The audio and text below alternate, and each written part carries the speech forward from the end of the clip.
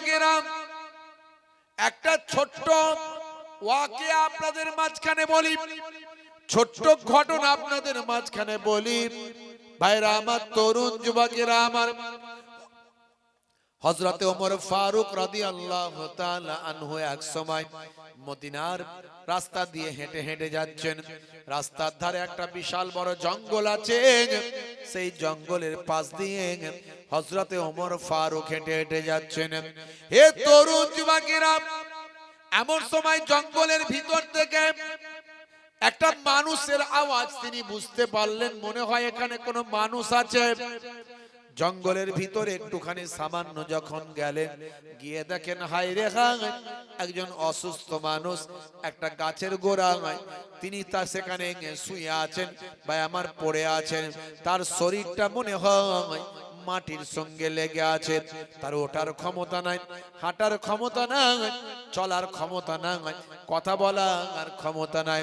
গাছের গোড়ায় এমন একজন মানুষ পড়ে আছেন, যিনি সামান্য শুধু বেঁচে আছেন, যে কোনো সময় হয়তো মারা যাবেন। হযরতে ওমর ফারুক রাদিয়াল্লাহু তাআলা আনহু চিন্তা করলেন, এরকম যায়িফ কমজোর মানুষকে আমি যদি একটু সেবা করতে পারি, এটা আমার জন্য একটা বড় ইবাদত হয়ে যাবে। আমি এরকম মানুষকে যদি একটু সেবা করতে পারি, আমার জন্য একটা বড় ইবাদত হয়ে যাবে। এমন চিন্তা করলেন হযরতে ওমর ফারুক রাদিয়াল্লাহু তাআলা আনহু। কি রকম ইসলাম, কি সিস্টেম শিখিয়েছে একবার ভাবুন। ইসলাম আপনাকে আমাকে কত ভালো মানুষ তৈরি করতে চেয়েছে। ইসলাম আপনাকে আমাকে কতটা সৎ অনেস্ট বানাতে চেয়েছে। আমরা মুসলমান আজকে এখনো এই সময়ও ভাই ভাই মারপিট করে, চাচা ভাইপোই মারপিট করে, গালমন্দ করে, অশ্লীলতা, অন্যায়, অপরাধ, লটারির টিকিট কাটা, ফ্রি ফায়ার, পাবজি খেলা আছে না নাই?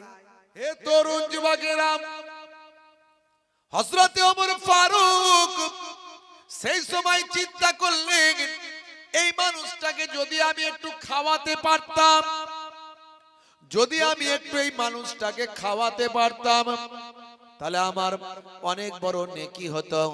কিন্তু এই মানুষটা এতটাই অসুস্থ, এই মানুষটার জন্য স্পেশাল খাবার তৈরি করতে হবে। তিনি চলে গেলেন তাড়াতাড়ি বাড়িতে। বাড়িতে গিয়ে কিছুটা গিলা গিলা খাবার তৈরি করলেন, যেটা রোগী খায়, অসুস্থ মানুষ খায়, বাচ্চাদের খাওয়ানো হয়, যারা খেতে পারে না, যাতে ঘিটে নিতে পারে, গিলে নিতে পারে, এমন গিলা গিলা নরম খাবার তিনি তৈরি করে তাড়াতাড়ি টিফিনে করে হন্তদন্ত হয়ে সেই জঙ্গলের ভিতর প্রবেশ করলেন।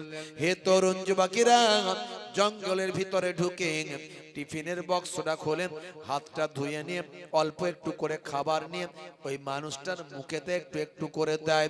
কিন্তু হাই রে হাই, ওই মানুষটার পেটের ভিতর যাওয়া তো দূরের কথা, যে খাবারটা মুখে দেওয়া হয় ওই খাবারটা আবার বেরিয়ে যায় মুখ থেকে।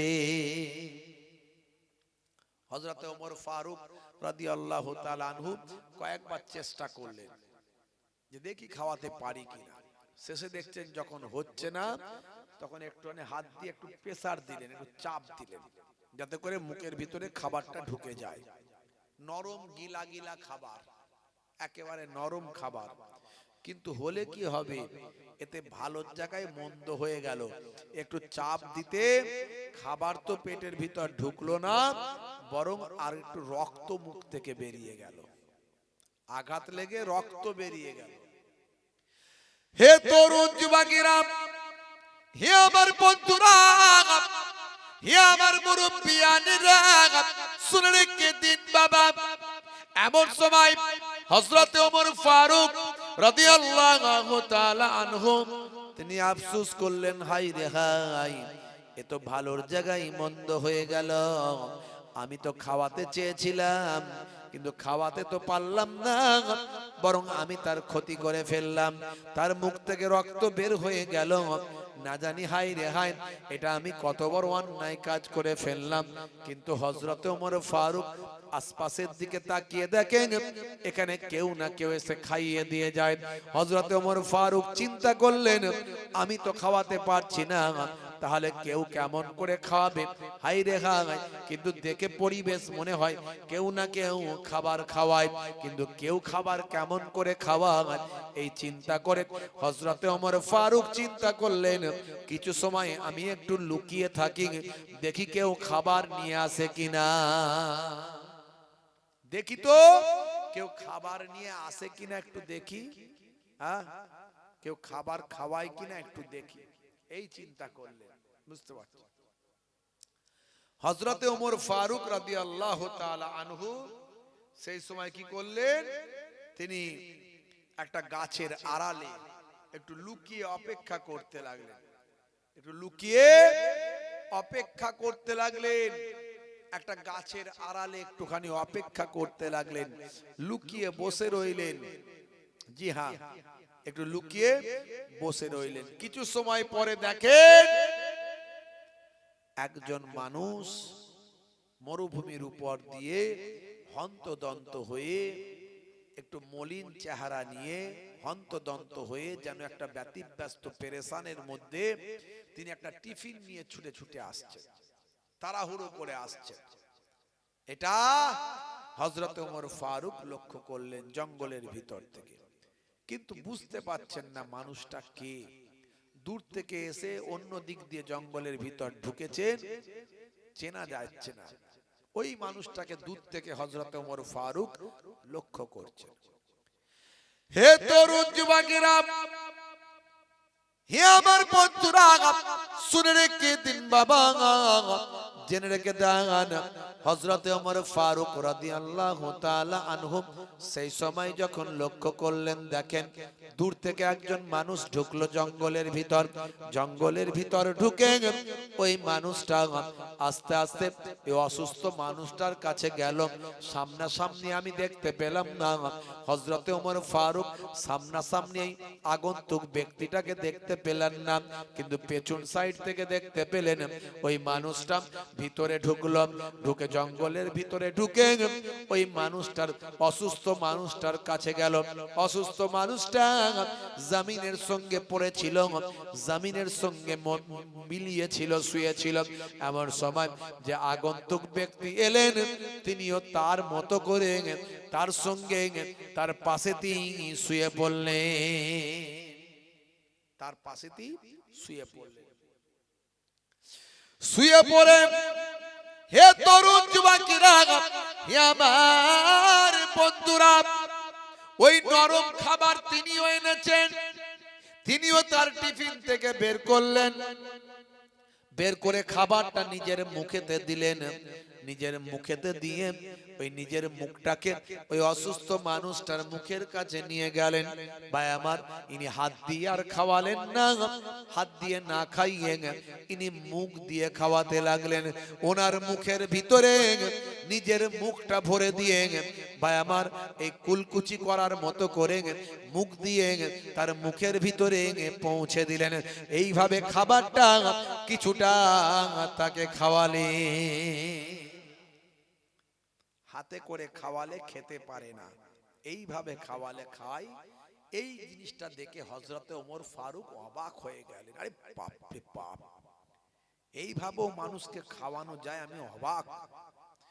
হযরতে ওমর ফারুক রাদিয়াল্লাহু তাআলা আনহু চিন্তা করলেন, যে মানুষটা এসে খাওয়ালেন, এত নেকির কাজ করলেন, সেই মানুষটাকে, তাকে একবার আমাকে দেখতে হবে। এবার আর হযরতে ওমর ফারুক আর লুকিয়ে রইলেন না, এবার তিনি সোজাসুজি এই মানুষটার দিকে আসতে লাগলেন। এসে কাছাকাছি যখন পৌঁছে গেলেন, সামনের দিকটা যখন দেখতে পেলেন আহারে, ইনি আর অন্য কেউ নন, ইনি তো সেন হযরতে আবু বকর সিদ্দিক। জোরে হবে না? হযরতে আবু বকর সিদ্দিককে দেখে হযরতে ওমর ফারুক আশ্চর্য হয়ে গেলেন। ভাই আবু বকর,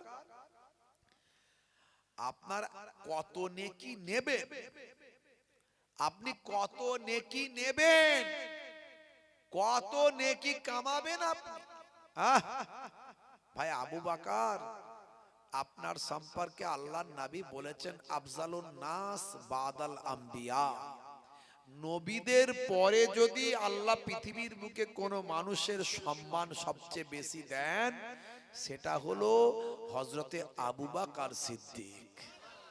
নবীদের পরে আপনার মর্যাদা, এর পরও আপনি নেকির জন্য এরকম করছেন, মুখে করে খাওয়াচ্ছেন। ভাই আবু বকর আপনি কত নেকি নেবেন? হযরতে আবু বকর বলছেন, ভাই ওমর আপনি এখানে কি করছেন বলেন তো শুনি, আপনি এখানে কি করছেন ভাই ওমর? এই ওমর আপনি এখানে কি করছেন? বলে আর আমি আর কি করব, আমি তো একটু চেষ্টা করেছিলাম কিন্তু আমি পারিনি, আপনাকে দেখে আমি অবাক হলাম। ভাই ওমর আপনি আমার নেকির কথা বলছেন আর আপনি নিজেরটা একবার ভাবেননি?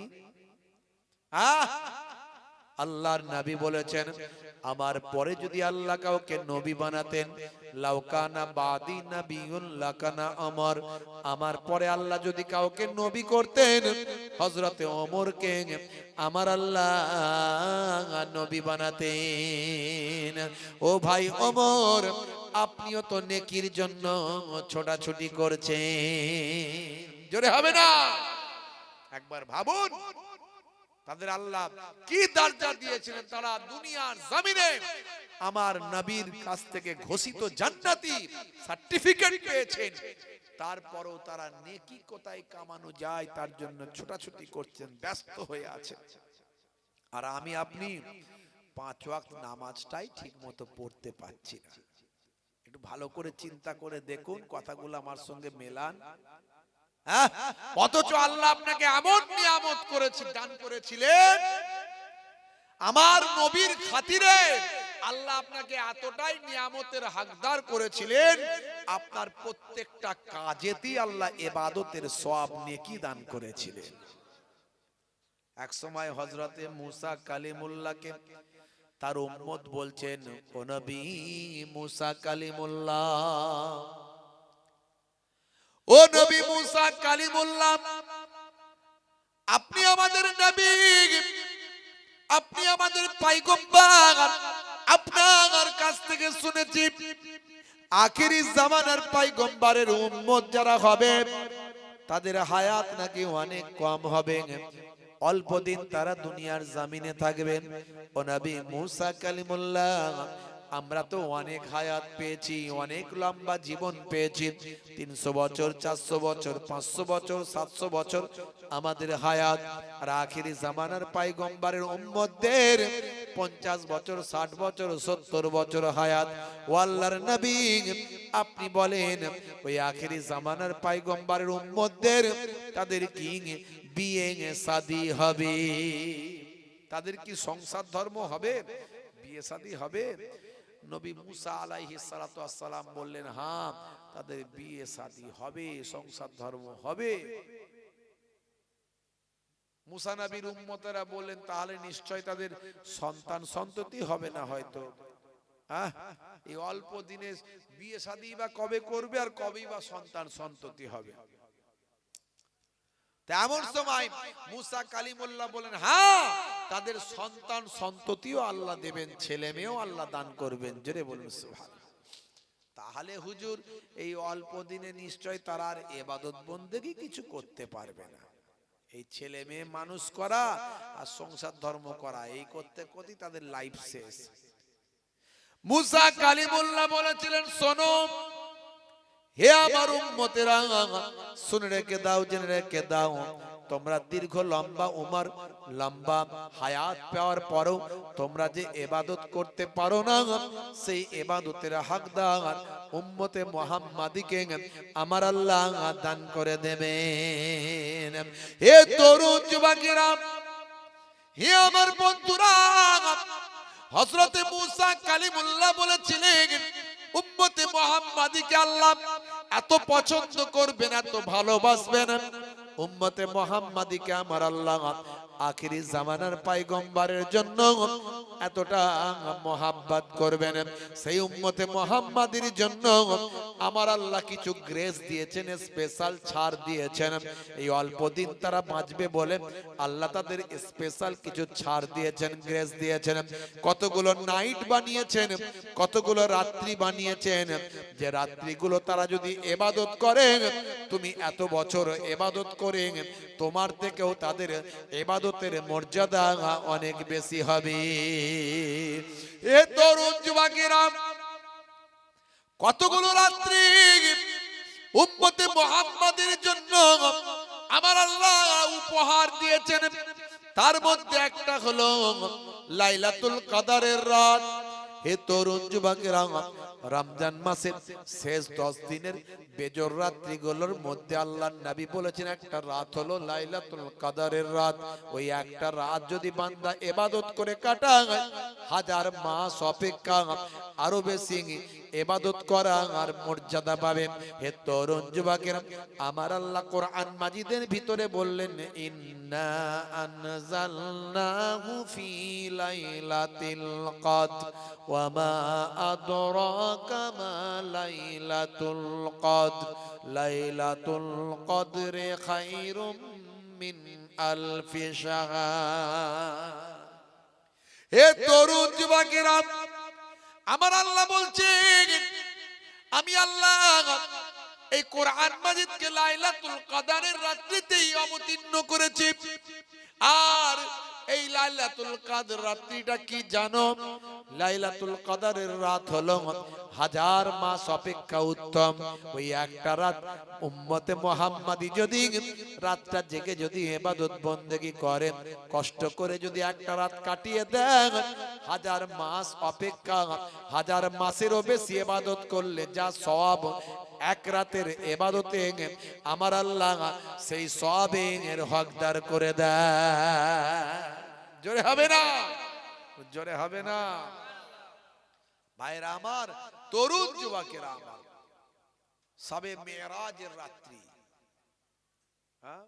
সবে বারাতের রাত্রি, ঈদুল ফিতরের রাত্রি, ঈদুল জোহার রাত্রি, এই রাতগুলোকে আল্লাহ স্পেশাল করেছেন।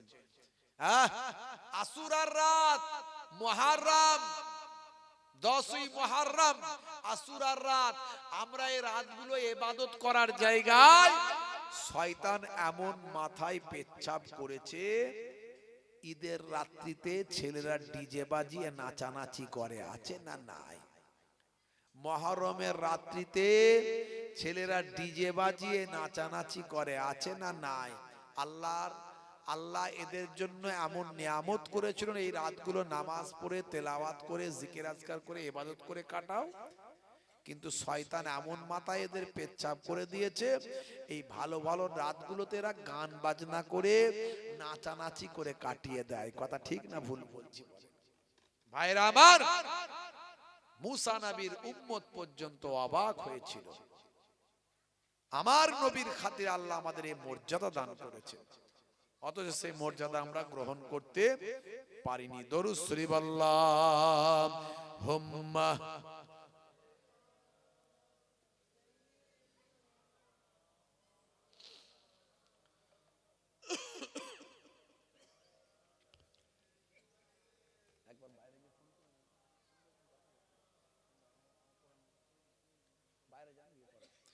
নবীর রওজা শরীফ দেখে মন ভরে না, দিদার দাও গো শাহে মদিনা, দিদার দাও গো শাহে মদিনা।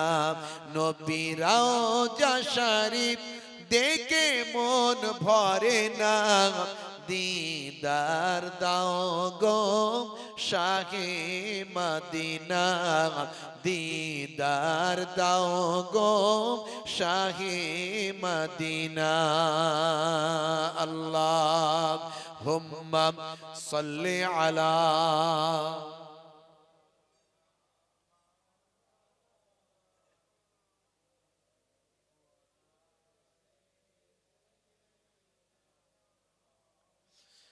আরশের মেঘমান করেছেন আল্লাহ, কত শান কত মান মোর কমলিওয়ালা। আরশের মেঘমান করেছেন আল্লাহ, কত শান কত মান মোর কমলিওয়ালা। ও গো মদিনাওয়ালা, ও গো মদিনাওয়ালা, করো করুণা দিদার দাও গো শাহে মদিনা, দিদার দাও গো শাহে মদিনা।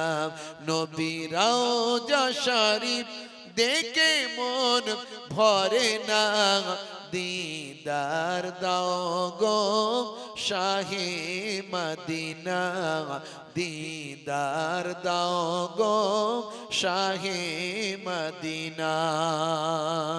আল্লাহুম্মা সাল্লি আলা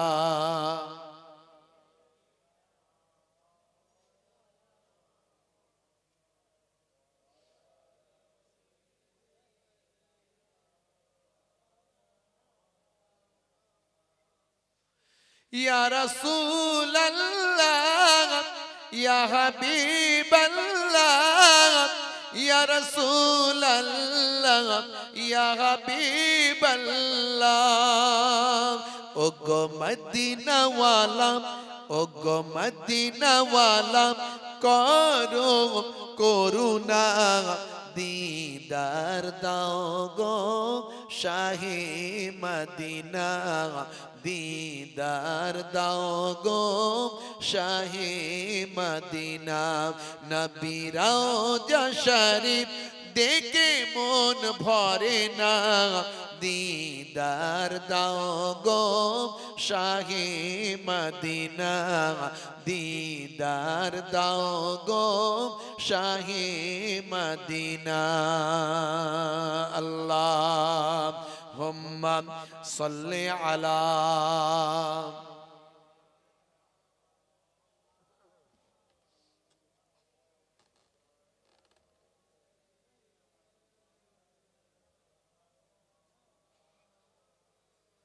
ভাইরা আমার, তরুণ যুবকেরা আমার, মুরব্বিয়ানেরা আমার, আপনাকে আমাকে আল্লাহ ভুলে গেলে হবে না, আপনাকে আমাকে নবী ছেড়ে দিলে হবে না।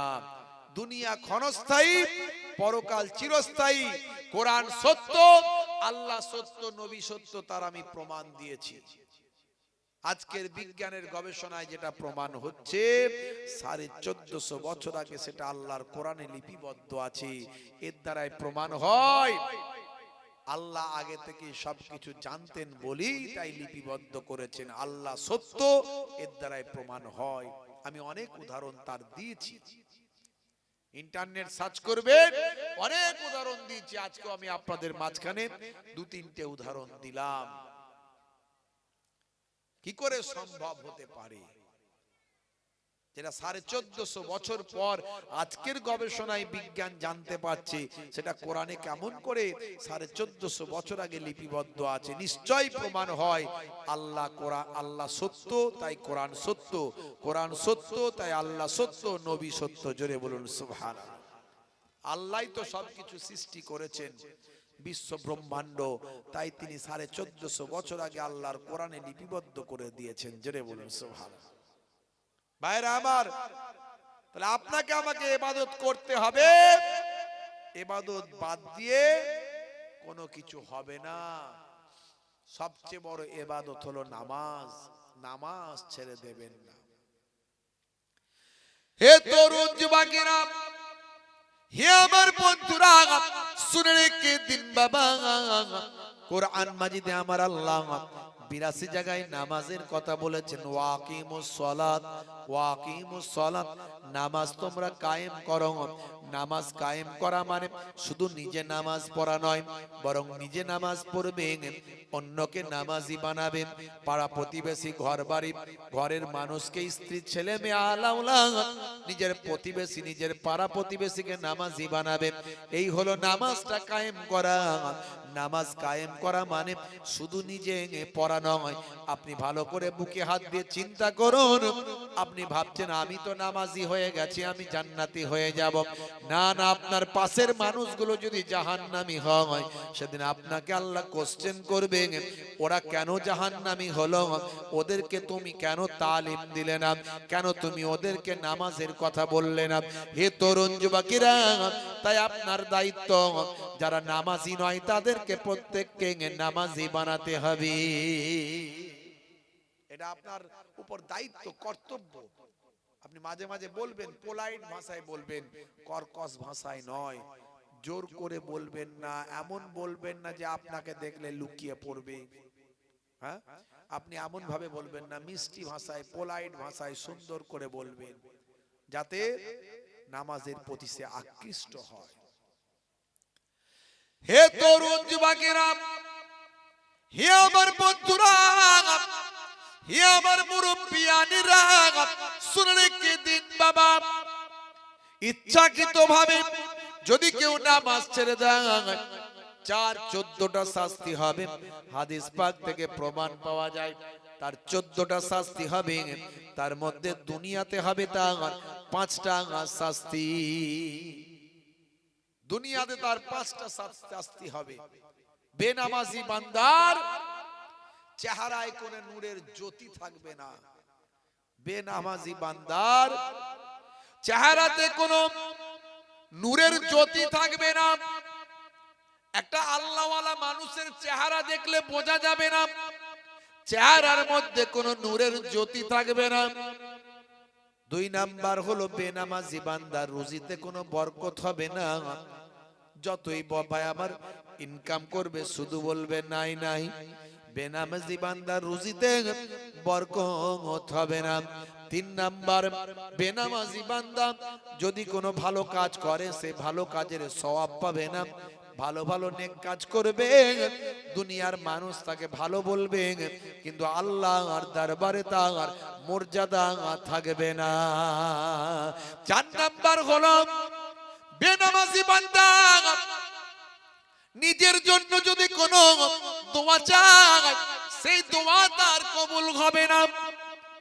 5 নাম্বার হলো বেনামাজি বান্দার জন্য যত বড়ই হুজুরকে দিয়ে দোয়া চাওয়ানো হোক, হুজুর আমার জন্য দোয়া করে দেন, যত বড়ই হুজুর দোয়া করুক, সেই হুজুরের দোয়া বেনামাজি বান্দার জন্য কবুল হবে না। এই হলো 5টা দুনিয়াতে শাস্তি। মৃত্যুর সময় হবে 3টে শাস্তি। হে তরুণ যুবকেরা, হে আমার বন্ধুরা, শুনে রেখে দিন বাবা, ইন্তেকালের সময়, মৃত্যুর সময় বেনামাজি বান্দার 3টে শাস্তি হবে। 1 নাম্বার হলো মৃত্যুটা অত্যন্ত ভয়ঙ্কর, কষ্টের সঙ্গে, জিল্লাতের সঙ্গে, অপমানের সঙ্গে তার মৃত্যুটা হবে। এটা হলো 1 নাম্বার। 2 নাম্বার হলো মৃত্যুর সময় সে এতটাই ক্ষুধার্ত হবে যেন মনে হবে আমি সব খাবার খেয়ে নেব, কিন্তু তার পেটেতে কোনো খাবার ঢুকবে না। এটা হলো 2 নাম্বার। আর 3 নাম্বার হলো এতটাই পিপাসা হবে, মনে হবে সব পানি আমি খেয়ে ফেলব, কিন্তু তার মুখেতে পানি দেওয়া হবে, পানিটা আর ভিতরে ঢুকবে না। এই 3টে শাস্তি বেনামাজি বান্দার মৃত্যুর সময় হবে। ভাইরা আমার, তরুণ যুবকেরা আমার, মুরব্বিয়ানেরা আমার, কবরে হবে 3টে শাস্তি। কবরে, বুঝতে পারছেন, কবরে 3টে শাস্তি হবে। কি কি? কবরের 3টে শাস্তি হলো, একদিকের মাটি আর একদিকের মাটির সঙ্গে এমন ভাবে তাকে পিষে ফেলবে, পাঁজরের হাড়গুলো একে অপরের হাড়ের দিকে ঢুকে যাবে। 1 নাম্বার। 2 নাম্বার, কবরে একটা ভয়ঙ্কর সাপ নিয়োগ করা হবে, যে সাপটা হলো সুজা আকরা সাপ। এই সাপটা যেখানে দুনিয়ার জমিনে যদি একবার নিঃশ্বাস ফেলতো, কিয়ামত পর্যন্ত সেখানে আর ঘাস জন্ম নিত না। এই এক ধরনের সাপ তার কবরে নিয়োগ করা হবে। 3 নাম্বার হলো কবরটা আগুনের টুকরায় পরিণত হবে। আপনি মাঝে মাঝে কবরস্থানে যান, ভাঙা কবরে গিয়ে উঁকি মেরে দেখেন, বলে হুজুর কিছুই তো দেখতে পায় না। আপনি যে কথাগুলো বললেন, হ্যাঁ, আগুনের টুকরা হয়ে যাবে, বিশাল বড় সুজা আকরা সাপ আসবে, কবরের মাটি তাকে পিষে ফেলবে, কই কিছুই তো বুঝতে পারি না হুজুর। হ্যাঁ, শুনেন হে তরুণ যুবকেরা, হে আমার বন্ধুরা, হে আমার মুরব্বিয়ানিরা, শুনে রেখে দিন বাবা, জেনে রেখে দেন। আমার আল্লাহ কোরআন মাজিদের ভিতরে বললেন, বাল তুসিরুনাল হায়াতাদ দুনিয়া ওয়াল আখিরাতু খায়রু ওয়া আবকা। হে তরুণ যুবকেরা, আমার আল্লাহ বলছেন বান্দারে, এ দুনিয়া হলো তোমাদের জন্য ক্ষণস্থায়ী, আর পরকালটা হলো তোমাদের জন্য চিরস্থায়ী। এই দুনিয়া তোমাদের জন্য অল্প দিনের, 50 বছর, 60 বছর, 70 বছর। বন্ধুরা আমার, তরুণ যুবকেরা আমার, মুরব্বিয়ানেরা আমার, এই অল্প দিনের জীবন জিন্দেগিতে আমার আল্লাহ আপনাকে দুনিয়াতে পাঠিয়েছেন। দুনিয়া থেকে ভালো কাজ করেন আর কে মন্দ কাজ করেন, এরই জন্য আমার আল্লাহ পৃথিবীতে পাঠিয়েছেন। ওরে বান্দা, দুনিয়ার জমিনে তুমি কেমন ভালো কাজ করছো, কেমন মন্দ কাজ করছো, কোনটা তোমার বেশি হচ্ছে, ভালো কাজ তুমি করছো কিনা, আমি আল্লাহ যাচাই করার জন্য দুনিয়াতে তোমাকে পাঠালাম। দুনিয়াতে পাঠিয়েছেন আমার আল্লাহ। আপনি ভালো কাজ করেন না মন্দ কাজ করেন, আমার আল্লাহ আপনাকে নির্দেশনা দিয়েছেন, তা'মুরুনা বিল মারুফ ওয়া তানহাউনা আনিল মুনকার, ভালো কাজের আদেশ করো আর খারাপ কাজের নিষেধ করো। সব আমার আল্লাহ লিপিবদ্ধ করে দিয়েছেন, কি কি করা চলবে, কি কি করা চলবে না, দিয়ে আমার আল্লাহ একটা সিলেবাস দিয়ে দিয়েছেন। সিলেবাস দিয়ে দুনিয়াতে ছেড়ে দিয়েছেন, পড়াশোনা কর। এবারে কেমন তুমি রেজাল্ট পাচ্ছ সেটা কিয়ামতের দিনে হাতে দেয়া হবে। কেমন রেজাল্ট হচ্ছে, কেমন ভালো কাজ করছো। হে তরুণ যুবকেরা, হে আমার বন্ধুরা, শুনে রেখে দিন বাবা, জেনে রেখে দেন, আমার আল্লাহ আপনাকে আমাকে কোরআন মাজিদের ভিতরে সবকিছু জানিয়ে দিলেন। বান্দা, তোমার জন্য আমি আল্লাহ সব নিয়ামত দিলাম, আমি তোমাকে সবকিছু দান করলাম, তোমার জন্যই পৃথিবীর সবকিছুকে সাজিয়ে দিলাম। হে বান্দা, শুনে রেখে দাও, জেনে রেখে দাও বান্দা, আমি তোমাদেরকে, আমি আল্লাহ তাআলা জোড়ায় জোড়ায় সৃষ্টি করলাম। ওয়া খালাকনাকুম আজওয়াজা। হে তরুণ যুবকেরা, আমার আল্লাহ বলেন বান্দা, তোমাদের জন্য জমিনকে আমি আল্লাহ বিছানা বানিয়ে দিয়েছি, তোমাদের জন্য আমি আল্লাহ আকাশকে ছাদ বানিয়ে দিয়েছি, শস্য শ্যামলা ফল ফুল দিয়ে তোমাদের রুজি রুটির ব্যবস্থা করেছি। আমি আল্লাহ দিনকে তোমাদের জন্য কাজকর্মের বানিয়ে দিয়েছি, রাতকে তোমাদের জন্য আমি আল্লাহ বিশ্রামের করেছি। তোমাদেরকে আমি আল্লাহ সন্তান সন্ততি দিয়েছি, তোমাদের সন্তান সন্ততি দিয়ে তোমাদেরকে আমি আল্লাহ বংশ বিস্তার করেছি। তবে মনে রাখবে, এত নিয়ামত আমি আল্লাহ দিয়েছি, সব কিছু নিয়ামত দিয়ে আমি তোমার কাছে একটা জিনিস চেয়েছি, বান্দা তোমরা আমার ইবাদতটা তোমরা করো। মা খালাকতুল জিন্না ওয়াল ইনসা ইল্লা লিয়াবুদুন। এত নিয়ামত দিয়ে তোমার কাছে একটা জিনিস চেয়েছি, সেটা হলো বান্দা তোমরা আমার ইবাদতটা করো। ইবাদত করার জন্যই আমি আল্লাহ তোমাদের সৃষ্টি করেছি। হে তরুণ যুবকেরা, আল্লাহ বলছেন বান্দারে, ইয়া আইয়ুহাল্লাযীনা আমানু লা তুলহিকুম আমওয়ালুকুম ওয়ালা আওলাদুকুম আন যিকরিল্লাহ ওয়া মান ইয়াফআল যালিকা ফাউলাইকা হুমুল খাসিরুন। হে তরুণ যুবকেরা, আল্লাহ বলছেন বান্দারে না ভুলা দে মাল तुम्हारा और औलाद तुम्हारे, আল্লাহ কে ইবাদত সে তোমরা যেন তোমাদের সন্তান সন্ততি কাজ কারবার মাল মাতা পে তোমরা যেন আল্লাহকে না ভুলে যাও। যদি তোমরা আল্লাহকে ভুলে যাও, আমি আল্লাহ বলছি তোমরা ক্ষতিগ্রস্তদের অন্তর্ভুক্ত হবে। আমরা যে আল্লাহকে ভুলে গেছি সেটাই মাহফিলটা দেখলে তো বোঝা যায় নাকি? এই মাহফিলটা দেখলে বোঝা যায় যে আমরা আল্লাহকে ভুলেছি না ভুলেনি। ভাইরা আমার, তরুণ যুবকেরা আমার, ওই যে দেগঙ্গা মার্কেটে বাজারে ফুটবল ময়দানে ওখানটা দেখলে বোঝা যাবে যে আল্লাহকে আমরা ভুলেছি না ভুলিনি। একটু চিন্তা করে দেখেন, নামাজ ছেড়ে দিয়েছে মুসলমানের ছেলে, রাসূলের সুন্নত ছেড়ে দিয়েছে মুসলমানের ছেলে, দ্বীনের পথে ইসলামের পথে আল্লাহ রাসূলের পথে কিভাবে চলতে হবে সেগুলো ভুলে গিয়েছে মুসলমানের ছেলে। এই জন্য আল্লাহর গজব, আল্লাহ নারাজ হয়ে যাচ্ছেন আমাদের উপর।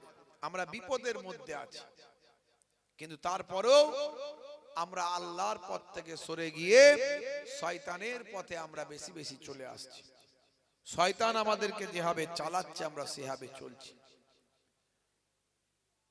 এই যে জিহাদ, জিহাদ নাম শুনেন, সবচেয়ে বড় জিহাদ হলো মনের সঙ্গে লড়াই করা।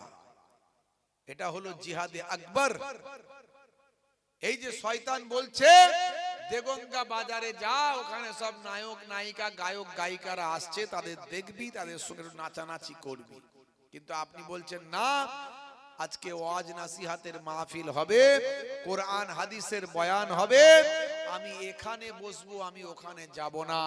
এই যে মনের সঙ্গে লড়াই করে আপনি এখানে বসে আছেন, এটা হলো আপনার জন্য সবচেয়ে বড় জিহাদ। জোরে বলুন সুবহান। ভাইরা আমার, তরুণ যুবকেরা আমার, মুরব্বিয়ানেরা আমার, মুসলমান একটু গবেষণা করুন, একটু ভাবুন, আমার আল্লাহ আপনাকে আমাকে কত নিয়ামত দিয়েছেন, কিন্তু সেই নিয়ামত পাওয়ার পরেও আমরা আল্লাহর ইবাদত বন্দেগী করছি না, আল্লাহর শুকরিয়া আদা করছি না, আল্লাহর ইবাদত বন্দেগী করতে পারছি না। ভাইরা আমার, আল্লাহ রাব্বুল আলামিনের এত নিয়ামত আমরা পেয়েছি, কিন্তু সেই নিয়ামতের শুকরগুজার আমরা করতে পারছি না। হে তরুণ যুবকেরা, হে আমার বন্ধুরা, হে আমার মুরব্বিয়ানেরা, শুনে রেখে দিন বাবা, জেনে রেখে দেন। হে মুসলমান, একটু লক্ষ্য করুন, আমার আল্লাহ আপনার আমার জন্য এত কিছু নিয়ামত দান করলেন। এই এত কিছু নিয়ামত দিয়ে আল্লাহ বললেন, বান্দারে তোদের কাছ থেকে আমি একটা জিনিস চাই, সেটা হলো তোরা আমার ইবাদতটা করবি। মনে রাখবেন, ইবাদত মানে শুধু নামাজ নয়, ইবাদত মানে শুধু রোজা নয়, ইবাদত মানে শুধু হজ যাকাত নয়, ইবাদত মানে শুধু তেলাওয়াত নয়, ইবাদত মানে আমার আপনার নবীর নির্দেশনা অনুযায়ী চলা, নবীর সুন্নতের তাবেদারি করা, নবীর নির্দেশনা অনুযায়ী চলা, এর নাম হলো ইবাদত। নামাজও পড়ছে, চিটিংবাজিও করছে, দাঁড়িয়ে রেখেছে, ধাপ্পাবাজিও করছে, নামাজ রোজা করেও অন্যায় কাজ করছে, মুসলমান দাবি করে অপরাধ করছে, জুম্মার দিনে জুম্মাও পড়ে, আবার তাসের মজলিসে তাসও খেলে। ভাই আমার, নামাজও পড়ে, আবার সকালবেলা লটারির টিকিট কাটে, নামাজ রোজা করে দাঁড়ি রেখে সুবি সাহেব হয়ে বউকে পেটে, মাকে পেটে, বাপকে পেটে আছে না নাই? আল্লাহ বলছেন, বান্দারে তোদেরকে আমি আমার ইবাদত করার জন্য পাঠিয়েছি, নবী আনা তরিকায় চলতে হবে, নবী যেরকম নির্দেশ দেবে সেই নির্দেশ পালন করতে হবে, এর নাম হলো ইবাদত। জোরে বলুন সুবহানাল্লাহ। দরুদ শরীফ আল্লাহুম্মা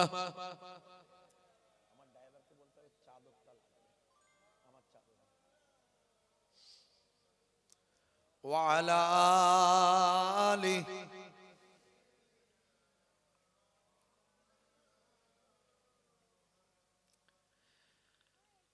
আসমান সুন্দর, জামিন সুন্দর, মানুষ সুন্দর, আসমান সুন্দর, সুন্দরে সুন্দরে পাল্লা, জানি না কত সুন্দর তুমি আল্লাহ, জানি না কত সুন্দর তুমি আল্লাহ। দুনিয়া সুন্দর, মানুষ সুন্দর, আসমান সুন্দর, জামিন সুন্দর, সুন্দরে সুন্দরে পাল্লা, জানি না কত সুন্দর তুমি আল্লাহ, জানি না কত সুন্দর তুমি আল্লাহ। আল্লাহ হুম্মা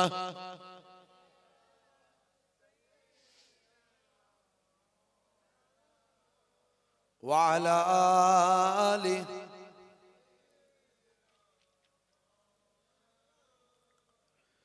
ঝর্ণা ছুটে চলে একে বেঁকে, পৃথিবীর পথে কত ছবি একে, ঝর্ণা ছুটে চলে একে বেঁকে, পৃথিবীর পথে কত ছবি একে, নদীর কলতানে সাগরের গর্জনে, নদীর কলতানে সাগরের গর্জনে, ঢেউয়ে ঢেউয়ে দেয় পাল্লা, জানি না কত সুন্দর তুমি আল্লাহ, জানি না কত সুন্দর তুমি আল্লাহ, জানি না কত সুন্দর তুমি আল্লাহ, জানি না কত সুন্দর তুমি আল্লাহ। আল্লাহ হুম্মা সাল্লি আলা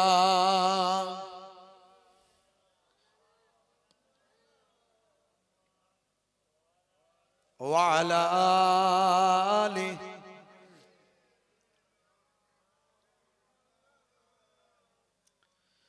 বাগানে ফুল ফোটে রাশি রাশি, রাতেরই তারা ভরা চাঁদের হাসি, বাগানে ফুল ফোটে রাশি রাশি, রাতেরই তারা ভরা চাঁদের হাসি, গুনগুন গানে ডেকে মৌমাছি মধু চাকে, গুনগুন গানে ডেকে মৌমাছি মধু চাকে, ফুলে ফুলে করে হাল্লা, জানি না কত সুন্দর তুমি আল্লাহ, জানি না কত সুন্দর তুমি আল্লাহ, জানি না কত সুন্দর তুমি আল্লাহ, জানি না কত সুন্দর তুমি আল্লাহ।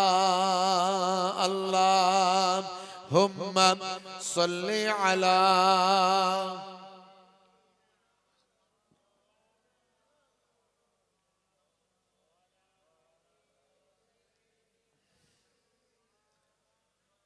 ভাইরা আমার, তরুণ যুবকেরা আমার, হে তরুণ যুবকেরা, হে আমার বন্ধুরা, হে আমার মুরব্বিয়ানেরা, শুনে রেখে দিন বাবা, জেনে রেখে দেন। হে মুসলমান, একটু চিন্তা করুন। হে যুবক, কতদিন তুমি বাঁচবে একবার তুমি চিন্তা করো। আজ তুমি বেঁচে আছো, কাল বাঁচবে কিনা কোনো গ্যারান্টি না। হে যুবক, তুমি একটু ভাবো, তোমার জীবনে জিন্দেগিতে কত মানুষকে তুমি দাফন করেছো, কত মানুষকে তুমি কাফন পড়তে দেখেছো, কত মানুষের জানাজায় অংশগ্রহণ করেছো। হে যুবক, একটু চিন্তা করো, কত বড় বড় অসুখ নিয়ে মানুষ ঘুরে বেড়ায়, কারো ক্যান্সার, কারো টিউমার, কারো প্যারালাইসিস, কারো স্ট্রোক হয়ে যায়। হে যুবক, আজ তুমি বেঁচে আছো, একবার চিন্তা করো। আমার আল্লাহ তোমাকে বাঁচিয়ে রেখেছেন, কবার আল্লাহকে থ্যাঙ্কস দিয়েছো? আল্লাহর ইবাদতটুকু সামান্য নামাজ তুমি পড়ো না। একবার ভেবে দেখো, এই যে আমরা অক্সিজেন নিই বাতাসে, বাতাস থেকে আমরা অক্সিজেনটা গ্রহণ করি, কিন্তু বাতাসে এই অক্সিজেন গ্যাস যা আছে তার থেকে বেশি আছে নাইট্রোজেন গ্যাস। প্রায় 70%, 75% নাইট্রোজেন গ্যাস আছে। সবচেয়ে বেশি গ্যাস আছে নাইট্রোজেন গ্যাস বাতাসে আছে। এছাড়া বাতাসে আরো অনেক গ্যাস আছে, কার্বন ডাই অক্সাইড আছে, অক্সিজেন আছে, হিলিয়াম আছে, আরো অন্যান্য ছোট ছোট গ্যাসগুলো আছে। এত গ্যাসের ভিতর সব তাল পাকিয়ে আছে গ্যাস, শুধু গ্যাস আর গ্যাস। কিন্তু আপনি আমি, আমার আপনার নাকে আল্লাহ কোন ফিল্টার দিয়েছেন যে আমরা সবচেয়ে বেশি গ্যাস বাতাসে যেটা আছে সেটা হলো নাইট্রোজেন। যে নাইট্রোজেন যদি আমাদের নাক দিয়ে ঢুকে যেত, মুখ দিয়ে ঢুকতো, আমি আপনি আর বাঁচতাম না। কিন্তু আল্লাহ কুদরতি ফিল্টার আল্লাহ মুখে নাকে এমন দিয়েছেন, আমরা নাইট্রোজেনটা না নিয়ে আমরা অক্সিজেনটা গ্রহণ করছি। জোরে বলুন সুবহানাল্লাহ। একবারও ভাবুন, চিন্তা করুন। আমাদের যে জিহবা, এই জিহবাতে আল্লাহ আমরা যে টেস্ট গুলো পাই আমরা জানি না। জিহবাকে আল্লাহ কুদরতি ক্ষমতায় তিনটে ভাগে ভাগ করে দিয়েছে। যে অংশে মিষ্টির টেস্ট পান সেখানে আপনি টকের টেস্ট পাবেন না। যেখানে আপনি মিষ্টির টেস্ট পান সেখানে আপনি টকের টেস্ট পাবেন না। যেখানে আপনি ঝাল পান সেখানে আপনি মিষ্টির টেস্ট পাবেন না। আপনি ভাবতে পারবেন না আমার আল্লাহ জিহবাকে আপনার তিনটে ভাগে ভাগ করে এমন করে দিয়েছেন, আল্লাহর কুদরতি ক্ষমতা, আপনি অবাক হয়ে যাবেন। ভাইরা আমার, তরুণ যুবকেরা আমার, মুরব্বিয়ানেরা আমার, মুসলমান, একটু ভাবনা চিন্তা করুন আল্লাহ রাব্বুল আলামিন আপনাকে আমাকে কি কি নিয়ামত দিয়েছে। তরুণ যুবকেরা আমার, কোরআন মাজিদ খুললে আপনি অবাক হয়ে যাবেন, সে কোরআন মাজিদ পড়লে আপনি অবাক হয়ে যাবেন।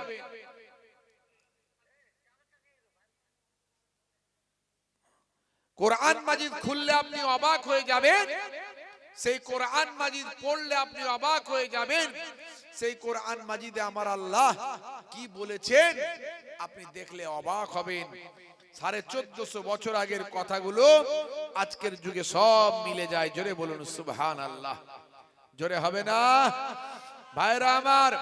1450 বছর আগে আমার আল্লাহ যেগুলো বলছেন আজকের যুগে সব বিজ্ঞান আর বাস্তবতায় প্রমাণিত হয়েছে। আমি অনেক উদাহরণ এরকম দিয়েছি, বেশি উদাহরণ আমি আপনাদেরকে দেব না, অল্প কয়েকটা উদাহরণ দিচ্ছি আপনাদের ক্ষেত্রে। ভাইরা আমার, দরুদ শরীফ আল্লাহুম্মা, ঘুমাতে বলো না, হ্যাঁ ঘুরছে, ওয়া আলা আলিহি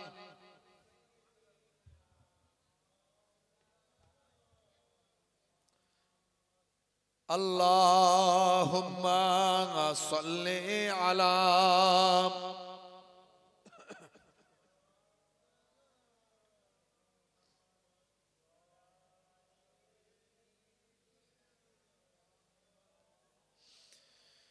ভাইরা আমার, তরুণ যুবকেরা আমার, আপনি অবাক হয়ে যাবেন এই তথ্যগুলো জানলে, যেগুলো কিভাবে সম্ভব। 1450 বছর আগের কথাগুলো আজকের যুগেও বিজ্ঞান আর বাস্তবতায় কিভাবে মিলে যায় আপনি অবাক হয়ে যাবেন। কোরআন মাজিদে একটা সূরা আছে, সূরাটার নাম হলো সূরা নাবা। এই সূরা নাবার 10 নম্বর আয়াতে যদি আপনি যান, এখানে আমার আল্লাহ কি বলছেন, হে তরুণ যুবকেরা, আমার আল্লাহ বলছেন বান্দারে শুনে রেখে দাও, জেনে রেখে দাও। আমার আল্লাহ কোরআন মাজিদের ভিতরে বললেন ওয়াজআলনাল লাইলা লিবাসা, আমি আল্লাহ তোমাদের জন্য রাতকে পোশাক বানিয়ে দিয়েছি। রাতকে আল্লাহ পোশাক বানিয়েছে। পোশাকের কাজ কি বলেন? শরীরকে ঢেকে রাখা না ফাঁকা রাখা?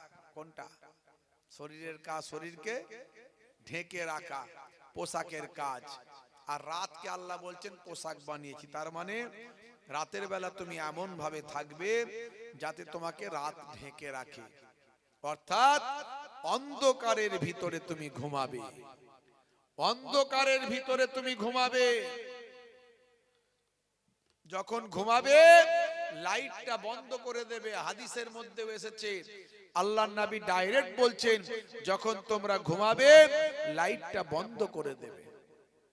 জি হ্যাঁ, এই যে 1450 বছর আগে, সে সময় কোনো প্যাথোলজি ছিল না, কোনো আল্ট্রাসাউন্ড ছিল না, কোনো ইউএসজি মেশিন ছিল না, ইকোকার্ডিওগ্রাফি মেশিন ছিল না, ব্যারোমিটার থার্মোমিটার ছিল না, কোনো এক্সরে মেশিন ছিল না, কোন রকম নাসা ইসরো ছিল না। 1450 বছর আগে আল্লাহর কোরআন বলছে তোমরা, তোমাদের জন্য রাতকে আমি পোশাক বানিয়েছি। তার মানে পোশাকের কাজ শরীরকে ঢেকে রাখা। রাতের বেলা তুমি এমন ভাবে থাকবে রাত যেন তোমাদের ঢেকে রাখে। আর আল্লাহর নবী ডাইরেক্ট বলছেন রাতের বেলা যখন ঘুমাতে যাবে লাইটটা বন্ধ করে দেবে, ডাইরেক্ট বলছেন। কিন্তু মুসলমানের ছেলে আজকে আমরা কিন্তু অনেক ভাইরা লাইট বন্ধ করলে ভয় পায়, বলে হুজুর লাইট বন্ধ করলেই যত রকমের ভূত আসে, রোগা ভূত, মোটা ভূত, উড়ন্ত ভূত, ডুবন্ত ভূত, গাছে ভূত, মাটিতে ভূত, সব ভূত মিছিল করে ধরতে আসে। এই জন্য অন্ধকারে আমরা ঘুমাতে পারি না। কি করে হবে?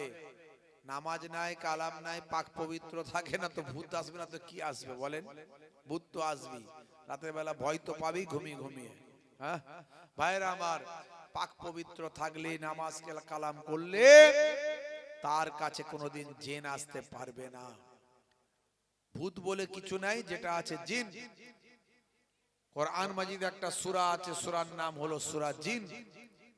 সূরা নাসের ভিতরে আমরা পড়ি মিনাল জিন্নাতে ওয়ান নাস। ভাইরা আমার, তো এই জিন বলে একটা সম্প্রদায় আছে। এই জিন যখন মানুষ অপবিত্র থাকে, নাপাক থাকে, যখন মানুষ আল্লাহ আল্লাহ রাসূলের পথ থেকে সরে যায়, তার ভিতরটা যখন হালকা হয়ে যায়, অর্থাৎ তার মধ্যে আর কোনো আল্লাহ প্রদত্ত ক্ষমতা থাকে নাই, তখন এই বদমাইশ জিনগুলো তখন তাদের অ্যাটাক করে। যে মহিলারা ওই রাতের সন্ধ্যের পরে মাথায় গায়ে কাপড় দিয়ে না দিয়ে বাইরে বেরিয়ে পড়ে, বুঝতে পারছেন, টয়লেটে যায়, ছাদের উপরে চুল খুলে ঘুরে বেড়ায়, দেখবেন ওদেরকেই বেশি জিনগুলো অ্যাটাক করে। হ্যাঁ, আসলে এই খারাপ বদমাইশ জিনগুলো তারা এই সুযোগের অপেক্ষায় থাকে। কিছু কিছু বদমাইশ জিন আছে। তো এই জিনগুলো আসে তখন মানুষ, ভাইরা আমার, তরুণ যুবকেরা আমার, এই জন্য লাইট বন্ধ করে ঘুমাতে পারে না। কিন্তু যদি আপনি আল্লাহওয়ালা হন, আপনার কোনো ভয় নাই, লাইট বন্ধ করে আপনি যদি ঘুমান। 1450 বছর আগে আল্লাহর নবীর কথা কোরআন মাজিদে আল্লাহ বলছেন, আজকের যুগে বিজ্ঞান আর বাস্তবতায় প্রমাণিত হয়েছে। যদি বলুন সুবহানাল্লাহ। হে তরুণ যুবকেরা, হে আমার বন্ধুরা, শুনে রেখে দিন বাবা, জেনে রেখে দেন। হে মুসলমান, একটু লক্ষ্য করুন বন্ধুরা আমার, তরুণ যুবকেরা, হে আমার মুরব্বিয়ানেরা, 1450 বছর আগে আল্লাহর কোরআন বলল, রাতকে আমি তোমাদের জন্য পোশাক বানিয়েছি। দয়ার নবী বলেছেন, যখন তোমরা ঘুমাতে যাবে তোমরা লাইটটা বন্ধ করে দেবে।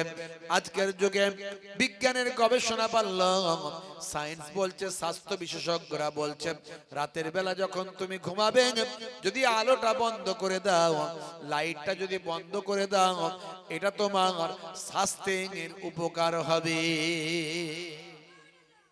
লাইট বন্ধ করলে, লাইট বন্ধ করে ঘুমালে স্বাস্থ্যের উপকার।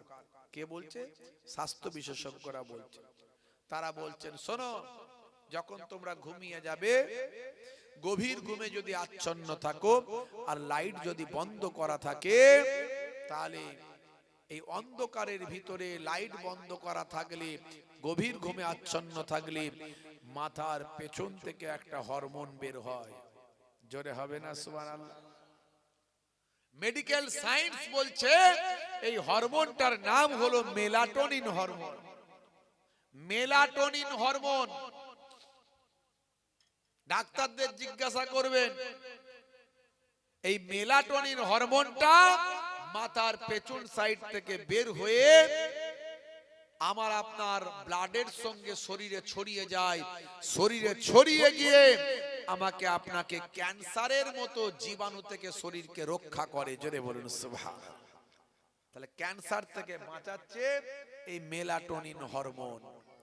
একবার ভাবুন, চিন্তা করুন, 1450 বছর আগের কথাগুলো আজকের যুগে বিজ্ঞান আর বাস্তবতায় প্রমাণিত হয়েছে। জোরে বলুন সুবহানাল্লাহ।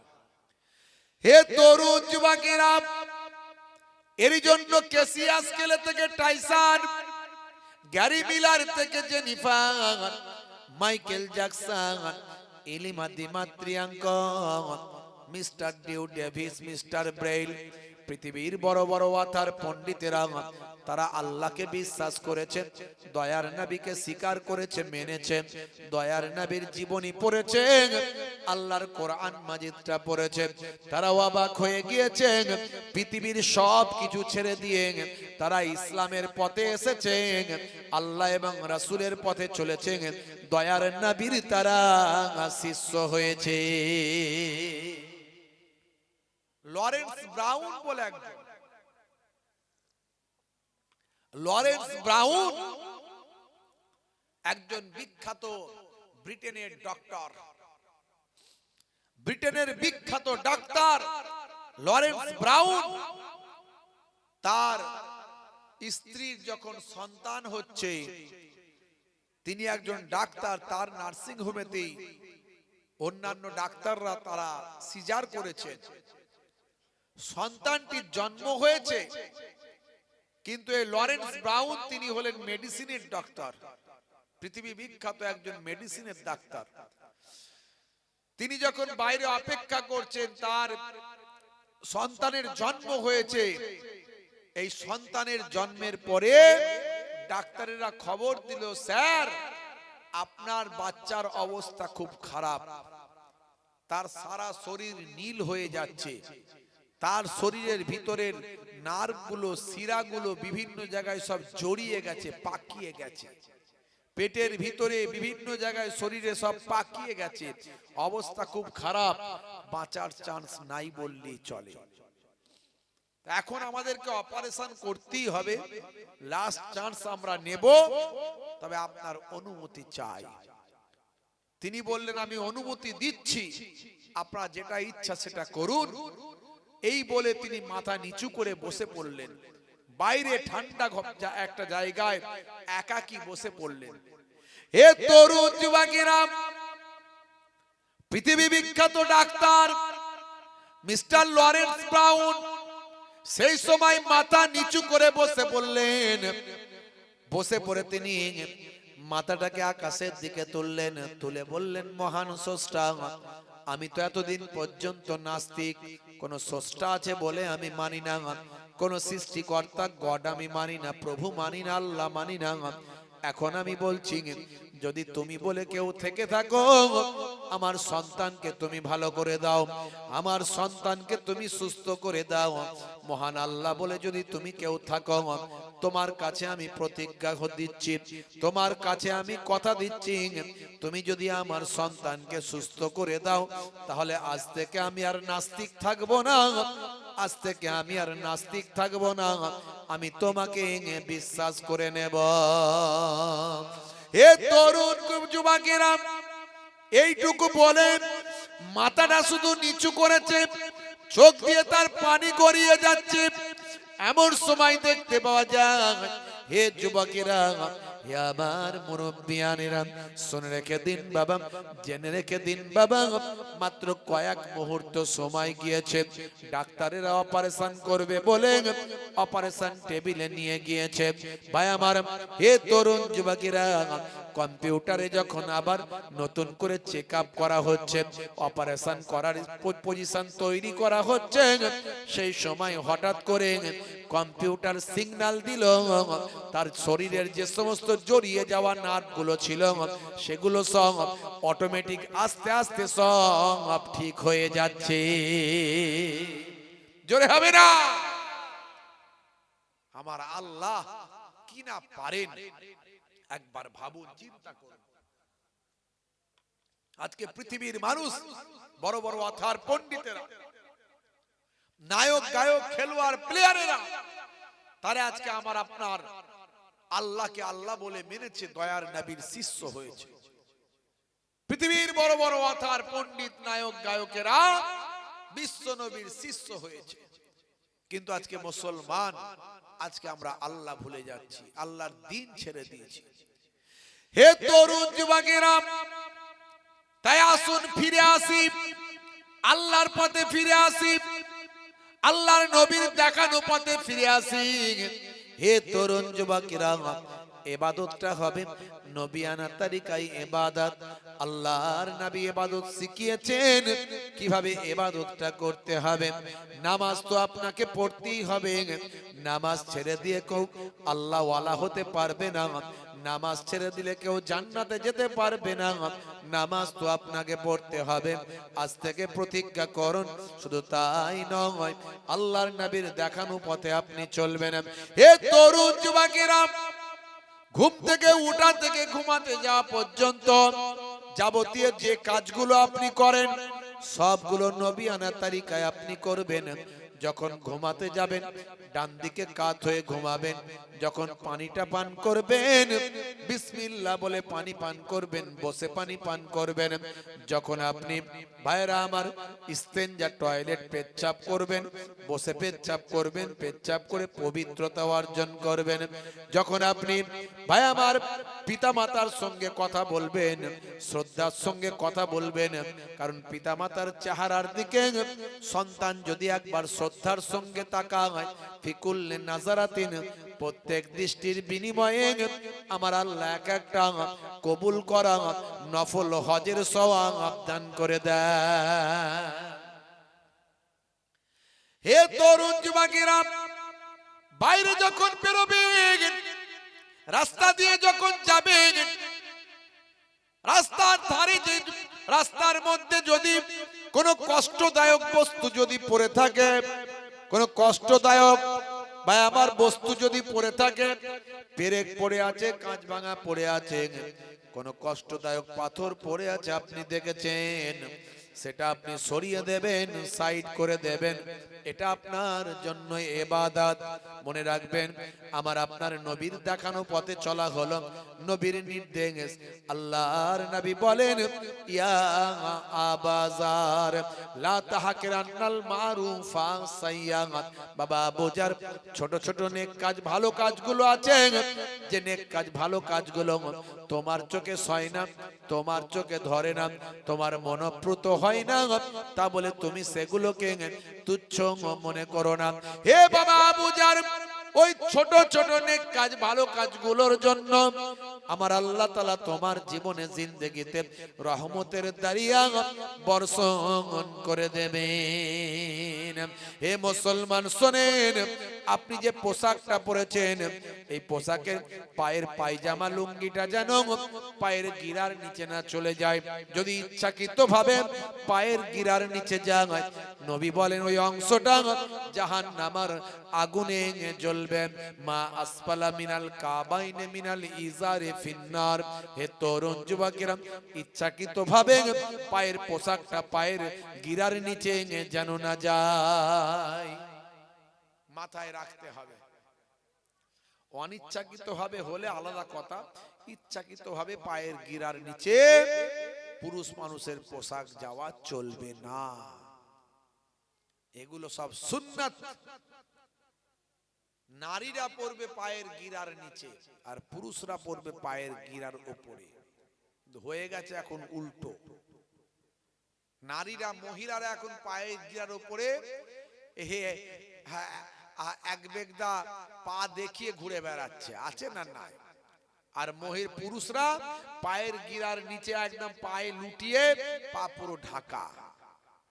1450 বছর আগের কথাগুলো আজকে বিজ্ঞান আর বাস্তবতায় পরিণত হয়েছে। পুরুষ মানুষদের